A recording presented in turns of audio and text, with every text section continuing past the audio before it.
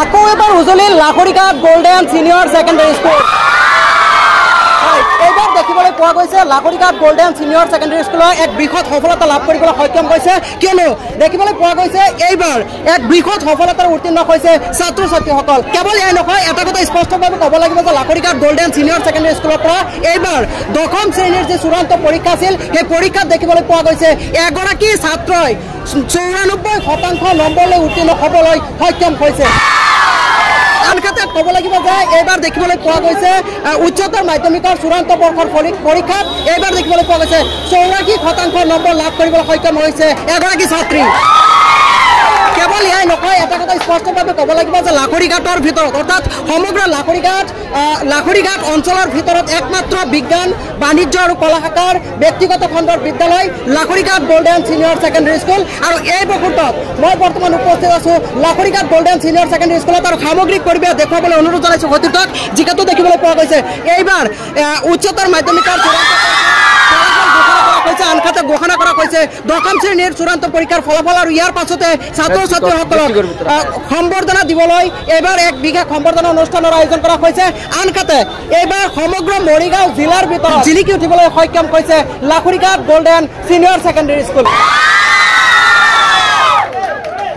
আৰু এই মুহূৰ্তত মোৰ সৈতে উপস্থিত আছে এইখন বিদ্যালয়ৰ পৰা সৰ্বোচ্চ নম্বৰ লাভ কৰা অৰ্থাৎ 10ম শ্ৰেণীৰ যি চূড়ান্ত পৰীক্ষা আছিল, সেই পৰীক্ষাত সৰ্বোচ্চ নম্বৰ লাভ কৰিছে আৰু অৰ্থাৎ 94% নম্বৰ লাভ কৰিবলৈ সক্ষম হৈছে এগৰাকী ছাত্ৰই। কি ক'বা, কেনেকুৱা লাগিছে যিহেতু 94% নম্বৰ লাভ কৰিবলৈ সক্ষম হৈছে এইবাৰ মেট্ৰিক পৰীক্ষাত, কেনেকুৱা লাগিছে?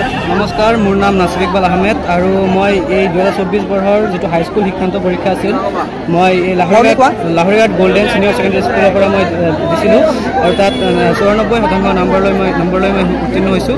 আৰু এই ক্ষেত্ৰত মই মোৰ ৰিজাল্ট লৈ বহুতেই মই সুখী হৈছোঁ আৰু অলপ পালে হয়তো আৰু বেছি ভাল লাগিলেহেঁতেন। হ'লেও মই যিমানখিনি ৰিজাল্ট হৈছে মই সুখী। লগতে মোৰ মা দেউতাৰো যথেষ্টখিনি কষ্ট কৰিছে, লগতে আৰু মোৰ শিক্ষাগুৰুসকল যথেষ্টখিনি কষ্ট কৰিছে আৰু তেওঁলোকৰ হয়তো এই কষ্টৰ বিনিময়তে মই আজি এই ৰিজাল্টটো পাবলৈ সক্ষম হৈছোঁ। গতিকে মই মোৰ ফালৰ পৰা সকলোকে মই ধন্যবাদ জ্ঞাপন কৰিছোঁ। কেইটা বিষয়ত লেটাৰ পাইছা? হায়েষ্ট মাৰ্ক কোনটো বিষয়ত পাইছা? মই এডভান্স মেথছত হায়েষ্ট মাৰ্ক পাইছোঁ, 100ৰ পৰা 100 পাইছোঁ এডভান্স মেথছত। এটা আমাৰ বাবে এটা গৌৰৱৰ কথা, এইজন ছাত্ৰই এডভান্স মেথছত 100ৰ ভিতৰত 100 নম্বৰ পাবলৈ সক্ষম হৈছে।